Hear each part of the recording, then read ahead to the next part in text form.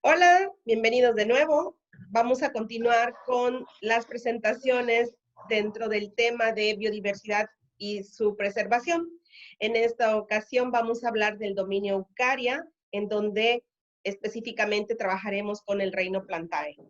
Este reino es muy lindo porque lo obtenemos en contacto directo con nosotros, lo podemos ver seguido, nos permite disfrutarlo y también comérnoslos, pero además es algo muy interesante porque no escapan de nosotros ya que no se pueden mover.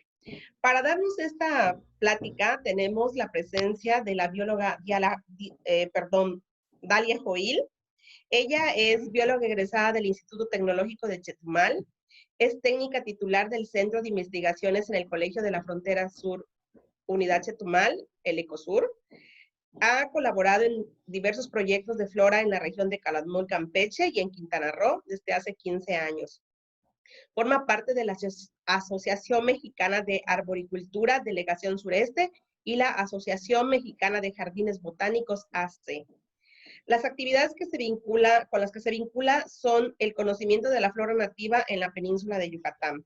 Y actualmente está como responsable del área de colecciones del Jardín Botánico Dr. Barrera Marín en Puerto Morelos, Quintana Roo, ahí cerquita de nosotros. Y que algún día espero podamos ir a visitar. Pues bienvenida, Dalia. Muchas gracias. Te dejo con tu audiencia. Hola, muchas gracias. Pues hola a todos. Pues mi nombre es Dalia. Pues yo me dedico profesionalmente a trabajar con las plantas. Hace aproximadamente 17 años que me dedico a ello. Y esto no fue, fue como parte de una de mis inquietudes que tuve desde muy joven. En realidad yo cuando terminé la prepa no sabía qué estudiar. Entonces me dediqué a ayudar a algunas personas. Dentro de eso me topé a un consultor ambiental que necesitaba ayuda. Entonces yo la acompañé de un lugar en donde lo iban a deforestar porque iban a construir un centro comercial. Hoy en día es el espacio en donde está construido el Sam's Club de ahí de Chetumal. Entonces, mientras yo estaba haciendo ese estudio con él, que tenía escasamente entre 16 y 17 años de edad, todavía no sabía a qué me iba a dedicar, yo me topé con una planta en este terreno. ¿Sí? Esta planta fue la que yo vi en ese lugar, que en realidad era una zona con manglares y tenía una zona de un pastizal con en un pantano. En medio de esa área me encontré muchas flores de esta planta. Me llamó demasiado la atención porque tiene unos frutos rojos muy llamativos, pero lo que más me impactó fue la belleza de las flores. ¿Sí? Entonces, tomé algunas flores y frutos y corrí para llevárselas a este biólogo que se llama Eligio Sierra Aguilar. ¿Sí? Y me dice, bueno, esta planta es una pasiflora, me dice. También se conoce como pasionaria o como pasión de Cristo, me dijo.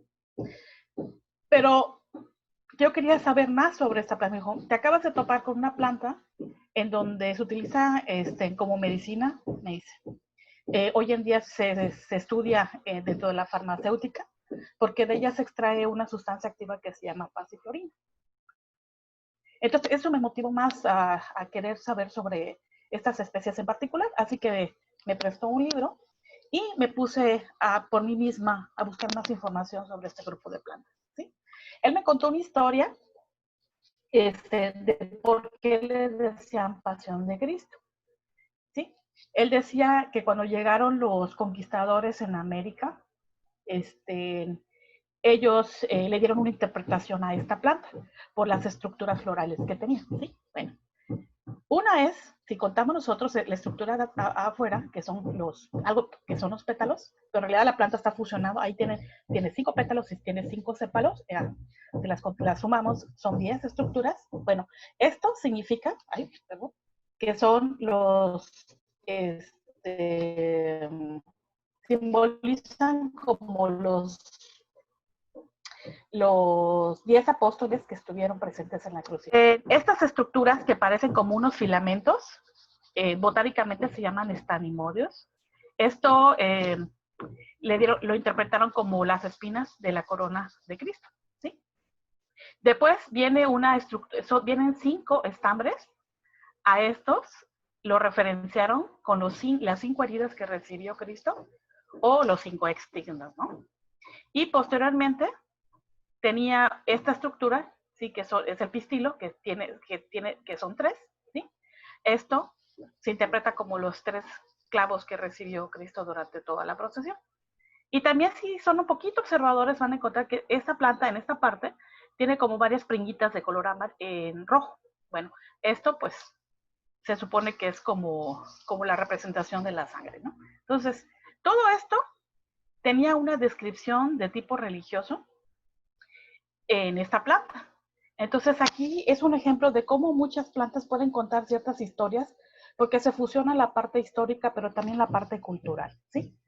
Hoy en día estas plantas son de las más estudiadas en todas las regiones, porque se utilizan dentro de la farmacéutica para obtener sustancias activas que son tranquilizantes, ¿sí? Se utiliza mucho para la producción de medicamentos para combatir la ansiedad y para la relajación, ¿sí?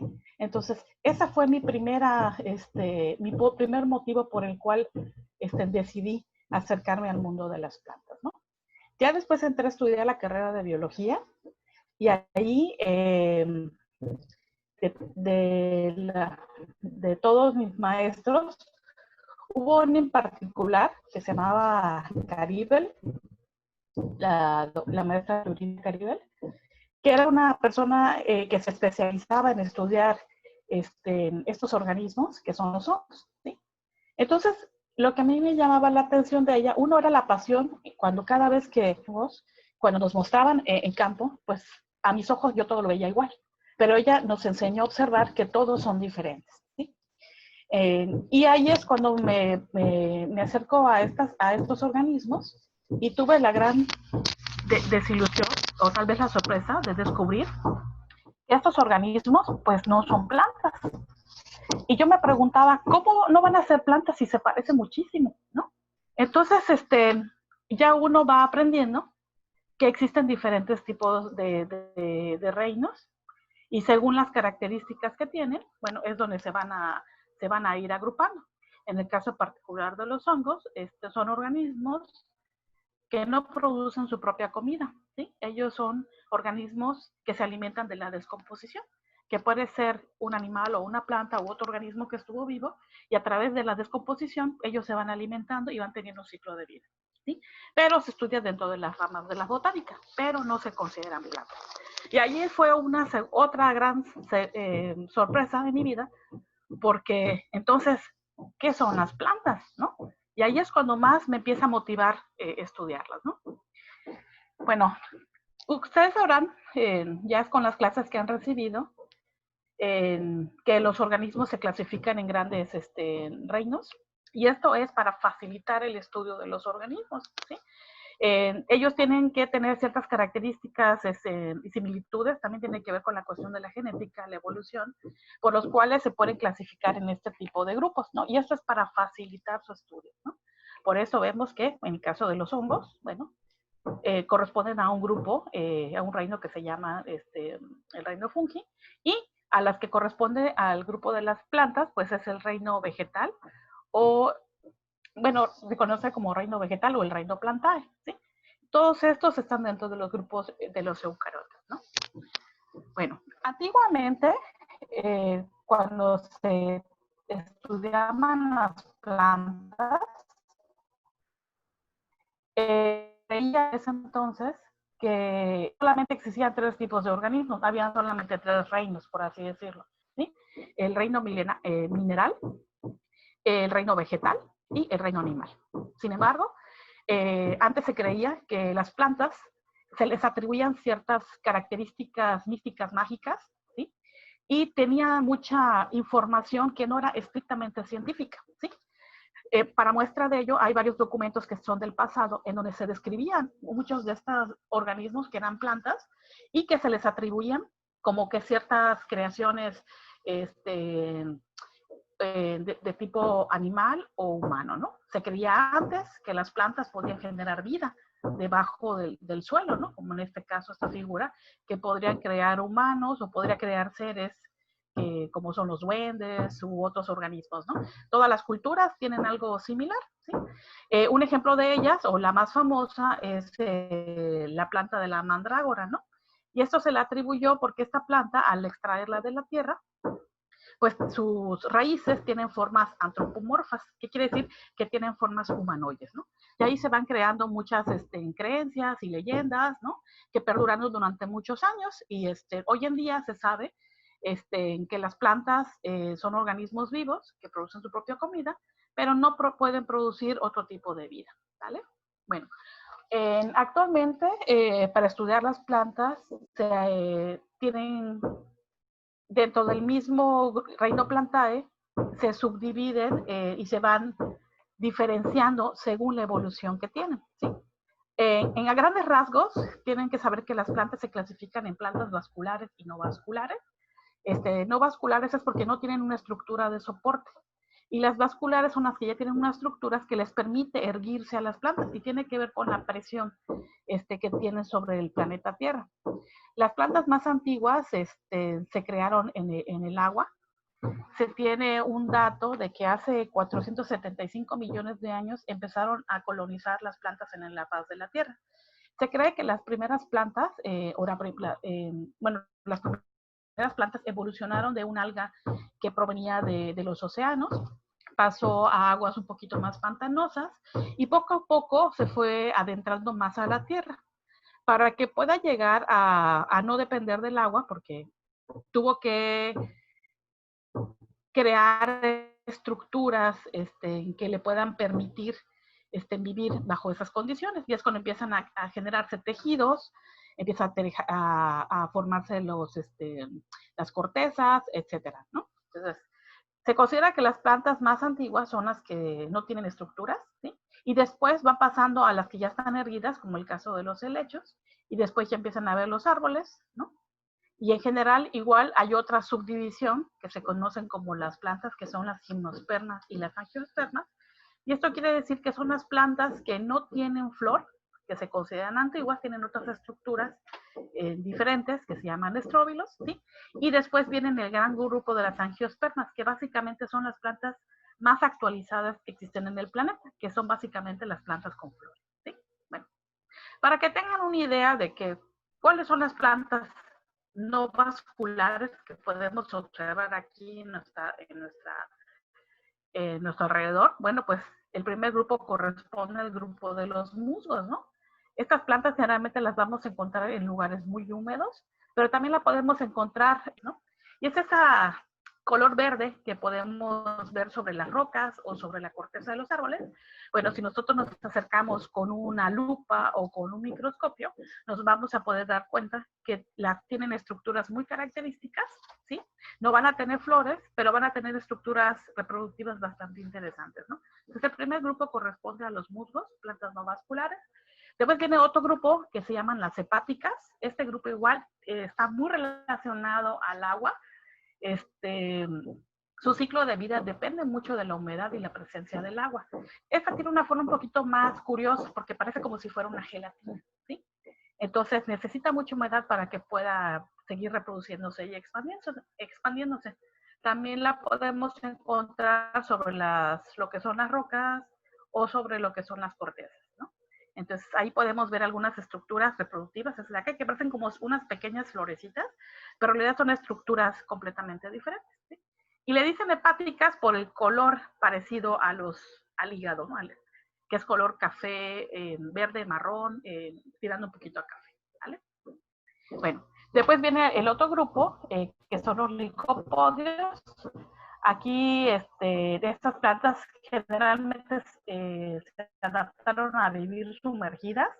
Muchas de ellas las vamos a poder encontrar, por ejemplo, si les gusta ir a ver los acuarios o ir a donde crían peces, generalmente las peceras o los terrarios tienen este tipo de plantas que son de ornato. Bueno, esos grupos son los licopodios y son plantas que están entre la parte acuática y la vida terrestre.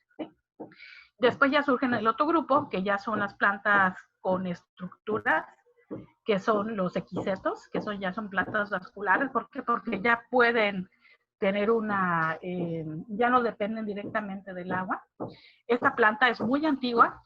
Se tiene registros de que cuando existían los dinosaurios, habían grandes equisetos, se conocen como colas de caballo, que podían alcanzar entre más de 50 metros de altura, etcétera, ¿no? Hoy en día esta planta se utiliza para la metalurgia, porque dentro de esas estructuras que parecen como si fueran unas cañitas, lo que hace es que sus raíces tienen la capacidad de poder absorber ciertos minerales. En el caso particular de ella, se especializa en minerales como el sílice. Entonces, ella incorpora en su tejido vegetal gránulos de sílice, y es por ello que esta planta se utiliza para la metalurgia, ¿sí? Entonces, es una planta que es muy antigua y hoy en día se sigue utilizando, ¿sí? Después viene el gran grupo, creo que es el de los más conocidos, que son los helechos y plantas afines, o sea, todos los que se parecen a los helechos.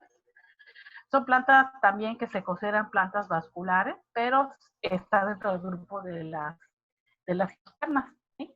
Porque son plantas que no van a tener todavía estructuras florales. Ellas se van a reproducir a través de las esporas, por eso necesitan con fuentes de agua, ¿sí? Entonces es uno de los favoritos de la mayoría de las mamás que les gusta, que los tienen en sus jardines, ¿no? Hay una gran cantidad de especies. Solamente a que se tengan una idea, aquí en nuestra región, en la península de Yucatán, tenemos 75 especies nativas reportadas de helechos, ¿sí? Bueno, ya después vienen el grupo amplio de las que está catalogado dentro de las gimnospermas, que son plantas que todavía no tienen flores, pero se consideran muy, muy antiguas, ¿sí? Esos ya fueron uno de los primeros árboles que surgieron en el plan de los encinos y de los quercus y otros. No los vamos a poder observar de manera natural aquí en Quintana Roo, porque nuestro suelo es completamente diferente al resto del país, ¿sí?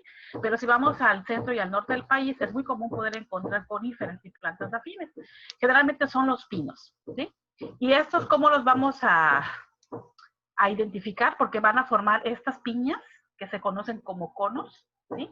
Esos se llaman estróbilos dentro del estudio de la botánica, se conoce como estróbilo y es una estructura muy primitiva, ¿sí? Y después ya vienen el grupo más grande y más dominante del planeta Tierra, que son todas las plantas con flores.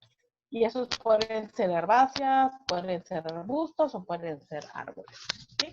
Entonces, lo que ustedes están viendo, que es muy natural para sus ojos, plantas que tienen flores, bueno, recuerden que son plantas de las más modernas que tenemos dentro del planeta, ¿sí? Bueno, ¿cómo podemos saber cuánta biodiversidad tenemos en el mundo o en nuestro país, ¿no? Bueno, cada país tiene su deber de registrar todos los organismos vivos que tienen dentro de su territorio. En el caso particular de nuestro país, toda la información que se genera en los centros de investigaciones y la gente que se dedica a estudiar plantas u otros organismos, hay una gran base de datos que está en esto que se llama Conavio, del cual ustedes pueden entrar en las páginas de las ligas que les estoy poniendo, que es www.go.mx/Conavio, y en él ustedes pueden entrar a estas bases de datos y saber cuántas plantas se tienen reportadas para nuestro país. Solamente que tengan una idea, en nuestro país hay aproximadamente 26.495 especies hasta la fecha. Es un número estimado porque así como se van descubriendo nuevas especies, también se van extinguiendo otras. Bueno, si ustedes entran a esta página van a poder encontrar muchísima información, incluso hay algunos materiales bastante didácticos para poder adentrarse al mundo de las plantas. Hay muchos posts ya elaborados, gratuita en la página, ¿sí? También van a poder saber los datos de cuántas especies están reportadas en el mundo y cuánto nuestro país reporta y qué porcentaje nosotros tenemos a nivel mundial, ¿sí? Entonces, aplica para mamíferos, aves, reptiles, ranas, todos los organismos vivos. Y en el caso particular de nosotros, lo que nos interesa es sobre el grupo de las plantas y también se van clasificando según los grupos, ¿sí? Bueno, si hablamos de plantas de importancia para nuestra biodiversidad de nuestro país. Pues yo aquí les quiero mostrar una de las primeras plantas que deben de saber ustedes cuando ya es sobre la planta que representa a nuestro país, ¿sí? Hoy en día tenemos una flor nacional, que son las dalias. Eso fue decretado en 1963, debido a que se descubrió que México tiene varias especies nativas, ¿sí? De las cuales forman parte de un acervo cultural del trabajo de las flores, que se llama floricultura, ¿sí? En donde nuestro país es altamente reconocido, ¿sí? Para ello se sabe de que tenemos una gran cantidad de especies nativas y endémicas en nuestro país, ¿sí? Son tan importantes que ya se decretó también una fecha. Cada 4 de agosto se celebra el Día Nacional de la Dalia en México. Y ustedes se preguntaban, ¿y por qué nosotros no lo sabíamos? ¿No? Bueno, en la península de Yucatán no crecen dalias de manera silvestre, no tenemos dalias nativas, porque nuestros suelos son nuevos, son calcáreos, ¿sí? Pero del centro del país hacia el norte, es muy común encontrar dalias de manera silvestre, ¿sí?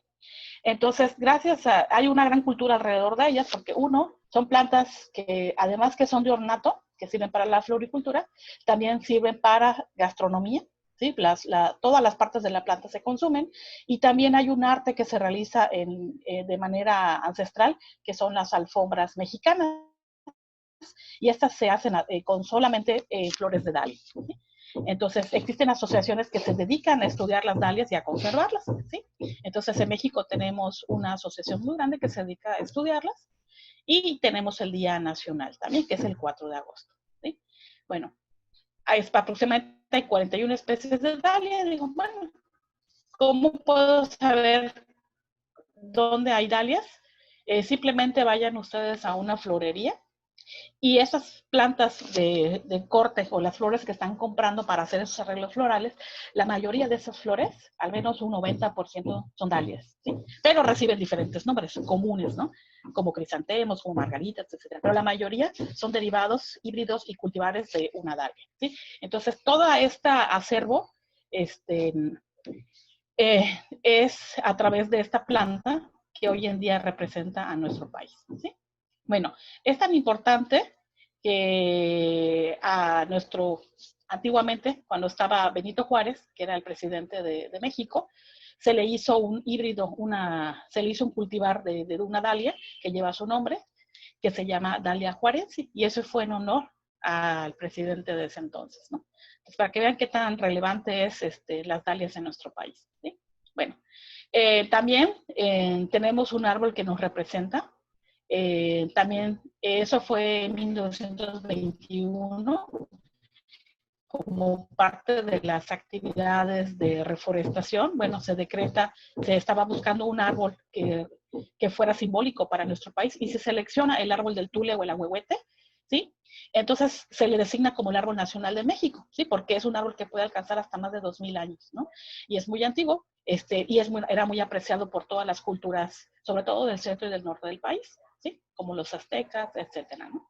Entonces, el ahuehuete no crece de manera natural en la península de Yucatán, pero es importante que ustedes sepan que tenemos un árbol que también representa a nuestro país. Bueno, también hay varios frutos. Hay muchas plantas que también se consideran como mexicanos. Se preguntaban qué ha aportado México al mundo desde el punto de vista de las plantas. Entonces ha aportado desde muchos productos que se consumen hoy en día, como son la pitaya, el zapote negro, ¿no? La papaya, ¿no? El aguacate, que es la vainilla, muchos de los cactus, el cacao, varios nopales, ¿no? Lo que son los agaves, etcétera, ¿no? Entonces, México produce muchísimas plantas que son reconocidas como centros de origen, ¿sí? Bueno, y un ejemplo muy popular, pues, es la flor de Nochebuena, ¿sí? La Nochebuena es una planta oriunda de México, y hoy en día se produce de manera masiva en el extranjero, ¿sí? Bueno, Y en nuestra región, bueno, nosotros, como les decía, es muy diferente las plantas que crecen en el resto del país, porque la península de Yucatán tiene una característica muy particular. Son los tipos de suelos que tenemos y el clima, ¿sí? Y además la formación de nuestros suelos, ¿no? Entonces, dentro de nuestra región, tenemos 12 tipos de comunidades vegetales, y generalmente son selvas de origen tropical, ¿no? Hay diferentes formas y tipos, muchas de ellas las podemos, bueno, algunas de ellas las podemos ver en Puerto Morelos, como son los manglares, como son las selvas bajas, las selvas medianas, como son los petenes, etcétera. Y todo eso lo estudian para saber su descripción y saber qué tipo de plantas son las que crecen ahí.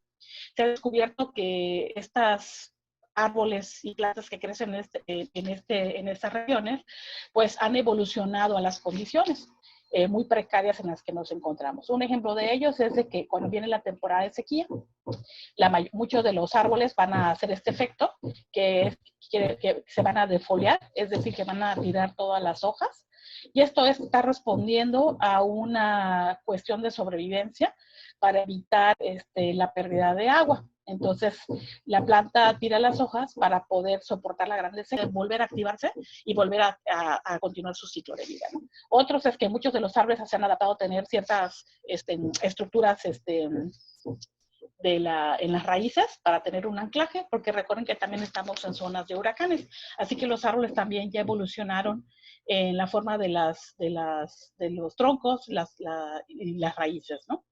Bueno, y también otras plantas que vienen de otras regiones del mundo, como el caso particular de acá arriba, que es un pino, una casuarina, que es un falso pino que viene de Australia, que ya se adaptó a las costas de Quintana Roo, y el de abajo, que es el flamboyant, que es un árbol que proviene de África, que también ya se adaptó a nuestros suelos, ¿sí? Hay otras características muy particulares en nuestra región. Muchos de los árboles, pues, tenemos árboles estranguladores que crecen y germinan arriba de los árboles y después van bajando lentamente, como el caso de los ficus. También tenemos otras, y la zona terrestre, como son los manglares, como la fotografía aquí enfrente. Y también otras que les gusta vivir en temporada en épocas de mucha inundación y tienen suelos que se consideran como suelos inundables temporalmente, como el caso de los corchos, ¿sí? Entonces son plantas que ya aprendieron a sobrevivir a este tipo de ambientes y no se mueren, ¿no? ¿Por qué? Porque ya sus estructuras se han modificado. Bueno, si hablamos de nuestras plantas que representan en Quintana Roo, bueno, tienen que saber que aproximadamente hay entre 1,400 o 1,600 especies nativas en la península de Yucatán, de las cuales en Quintana Roo tenemos un estimado de más o menos 1,400 a 1,600, y estas las podemos dividir en grupos de gimnospermas y angiospermas. Un ejemplo de las plantas angiospermas, recuerden que son plantas que no tienen flores, ¿sí? Solamente tenemos un solo organismo que está reportado para la península, que en este caso es un pino, es el Pinus caribea, se conoce como pino caribeño, se encuentra en el sur de Quintana Roo, y este es un verdadero pino, sí lo vamos a saber porque tiene esta estructura que se llama estróbilo, y eso nos indica que es una planta muy antigua, que es un cono, que tiene una conífera, y que no tiene flores y tampoco va a tener frutos como tal. Y solamente se distribuye de manera restringida en la zona sur de Quintana Roo, ¿no? Entonces tenemos un pino verdadero en Quintana Roo. Hay que tener cuidado porque muchos pueden confundir de que en Puerto Morelos tenemos varios pinos, ¿no? Esto que ustedes ven en la zona costera, ahí en Puerto Morelos, es algo parecido a un pino, pero este árbol lo que hace es que va a imitar las estructuras de un pino, ¿sí? Pero en realidad la casuarina sí forma flores y frutos. En estas como piñitas que tiene, que son redonditas, ahí va a estar su inflorescencia, ¿sí? Mientras que del otro lado, el pino caribeño, sus estructuras son completamente diferentes.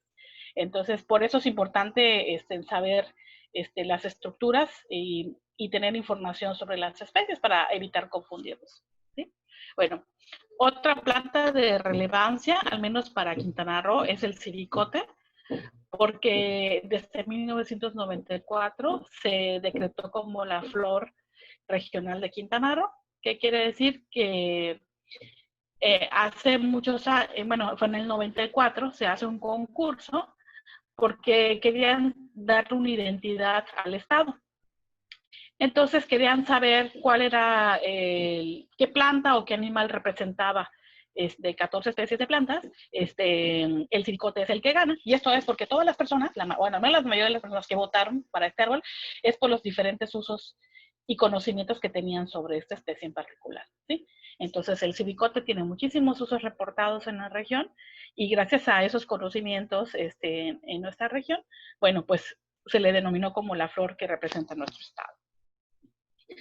También tenemos otros árboles que nos representan desde el punto de vista cultural, como son las ceibas. En el caso particular aquí de la ceiba pentadra, que es el árbol de Yaxche, bueno, tiene una connotación cultural religiosa, con la cultura maya, maya peninsular, por toda la simbología que tiene, ¿no? Entonces, es uno de los árboles creo que más conocidos y más preciados en la región, pero también tenemos otros tipos de ceibas, ¿no? Distintas especies de ceibas. También tenemos árboles que son conocidos por su alta toxicidad, como el caso del chechem. Yo creo que es una de las plantas más conocidas y también más temidas, porque la resina nos puede causar una quemadura, ¿sí? Hoy en día se ha hecho varios estudios sobre esta planta y se sabe de que la sustancia activa que causa la quemadura es algo que se llama uroshale, que es algo así como una resina que es bastante volátil, ¿sí? Que tiene como un tipo de ácido, por así decirlo, ¿no? Y eso es por eso es que nos puede causar esa quemadura de manera letal, según el grado de, pues según o sea, qué tanto nos expusimos a la resina, ¿no? Pero, esta planta no solamente es estudiada por este compuesto químico que nos puede causar problemas en la piel, sino también se utiliza para programas de restauración. Es una de las plantas que más alimentan a todos los animales de la selva. Esos frutos que ustedes ven, que unos dirían, bueno, si la resina es tóxica, entonces los frutos deben ser tóxicos, ¿no? Bueno, los frutos son los más comestibles, se utiliza mucho para alimentar a muchas de las aves de la región. También una persona que estudia abejas meliponas, cuando se hizo un estudio de la miel que producen las abejas meliponas, decía que en ciertos periodos, mucho del polen que estaba dentro de esta miel era polen proveniente de los árboles de cheche, ¿no? Y a esta miel pues se le atribuye muchas propiedades medicinales, ¿no? Entonces, en realidad alimenta muchísimos organismos, tanto las flores como los frutos. Y bueno, y antiguamente se utilizaban también para hacer algunos tratamientos para pescar. Por la resina, la toxicidad la utilizaban a su favor para poder ponerlas en cuerpos de agua cerrado, para poder atarantar a los peces, por así decirlo, y con eso ya las podían capturar, ¿no? Entonces se utilizó como un arte de pesca también. A ese método se le conoce como embarbascar, ¿sí?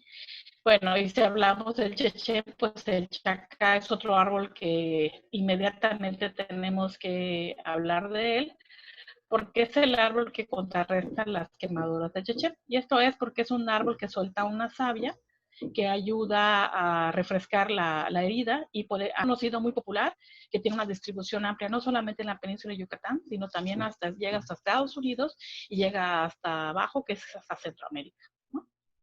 Bueno, también otro árbol muy representativo de nuestra región y que también tiene que ver con unas cuestiones históricas es el árbol de Chico Zapote. Bueno, el pueblo de Puerto Morelos, que era Punta Corcho, fue reconocido como un centro chiclero, ¿no? Y eso fue debido a toda esta explotación, extracción que se hizo sobre la resina de este árbol para la producción de chicles, ¿no?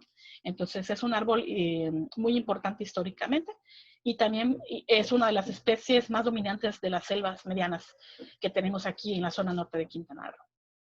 También el ramón, el ramón es una especie que donde hay chicos zapotes siempre vamos a encontrar ramones porque comparten el mismo ecosistema y también ese es un árbol muy característico que ¿se acuerdan que les había comentado que algunos árboles tiraban las hojas en la temporada de sequía? Bueno, este hace todo lo contrario. Este árbol evolucionó para ser perenne. ¿Qué quiere decir? Que todos los años, aunque pase la sequía, es un árbol que siempre va a estar verde, que no va a tirar las hojas. Y eso ayuda mucho a muchos, sobre todo a muchos organismos que viven en la selva, porque durante la sequía muchos animales se van a alimentar de ese árbol en particular, ¿no? Tanto de sus flores como de sus frutos, que son los más valiosos, y lo que son las hojas. Y bueno, ¿por qué son importantes desde el punto de vista de la biodiversidad, ¿no? ¿Por qué nos interesa estudiar pues estas plantas que crecen en nuestra región, ¿no? Pues uno, porque gracias a esa biodiversidad, bueno, podemos saber que hay plantas que son exclusivas de nuestra región. ¿Qué quiere decir? Que son plantas que se consideran endémicas, que quiere decir que son plantas que crecen exclusivamente en la península de Yucatán. Están restringidas geográficamente solamente a esta localidad, ¿sí? Y muchas de estas van a estar en alguna categoría de riesgo, muchas de ellas ya están en categoría de extinción o se encuentran amenazadas, ¿no? Entonces, por eso es importante saber toda la biodiversidad que tenemos en nuestra región, porque muchas de ellas, muchas plantas se pueden estar en riesgo. Entonces, en lo mejor posible, que entre más las podamos conocer, vamos a poder hacer planes para poder hacer manejos, protegerlos o inclusive hacer programas para volver a reintroducirlos, ¿no? Y poder recuperar selvas o espacios, ¿no? Por eso es importante conocerlas, ¿sí? Solamente para que sepa un ejemplo, bueno, de estos dos grupos, si quieren una planta endémica, una que podamos observar de manera común en Puerto Morelos, por ejemplo, es la palma Nakash. Esta palma tal vez sea a su vista, bueno, hay muchísimas palmas Nakash aquí en Puerto Morelos, no creo que esté en peligro de extinción, ¿no? Pero recuerden que esta planta, como se considera endémica, está restringida a la península de Yucatán. No la vamos a poder encontrar en otra parte del mundo. Por eso es importante conservarla, ¿sí? Aquí en nuestra región. Y si hablamos de un árbol o una planta que represente que esté en ninguna categoría de riesgo, bueno, pues tenemos el árbol del maíz, que ahorita es la temporada de floración. Me imagino que allí en Puerto Morelos habrán visto algunos ejemplares floreando, que les va a atraer mucho. La que florea en color amarillo es una que está en categoría de amenazada, y es una planta que también tenemos que protegerla, ¿no? Y también tenemos su primo, por así decirlo, que es el maculis de flor morada. Bueno, esta no está en categoría de riesgo, pero solamente quise ver para que vieran las similitudes que tiene. Bueno, todo esto lo podemos aprender estudiando a las plantas. Por mi parte es todo, es lo que les quería comentar. Aquí les estoy dejando mis correos electrónicos y tal vez en teléfono, por si alguno de ustedes tiene alguna duda o quiere contactarnos o visitarnos en el Jardín Botánico, ¿no? Entonces, por mi parte es todo. Espero que les haya gustado. Como a mí me gusta trabajar también en el Jardín Botánico. Y recuerden, a pesar de que ya llevo 17 años trabajando con plantas, todavía sigo aprendiendo. Es una carrera muy dinámica. No dejamos de aprender. Gracias. Bueno, pues muchas gracias. Si deseas dejar de compartir para ya despedirnos. Ok, pues Listo. gracias Dalia por la charla, por darnos toda esta información con referente a las plantas y bueno, espero que a los chicos les hayan quedado dudas y que nos las hagan llegar ya sea directamente a ti o a través del grupo de Facebook para que sus demás compañeros también las puedan leer y yo con mucho gusto te las hago llegar. Pues te agradezco tu apoyo y bueno, chicos, nosotros vamos a continuar con otros temas. Todavía nos faltan ver algunos otros reinos y vamos a hablar también de algunas aspectos de la biodiversidad de Quintana Roo con otros científicos y otros maestros. Pues gracias, hasta luego.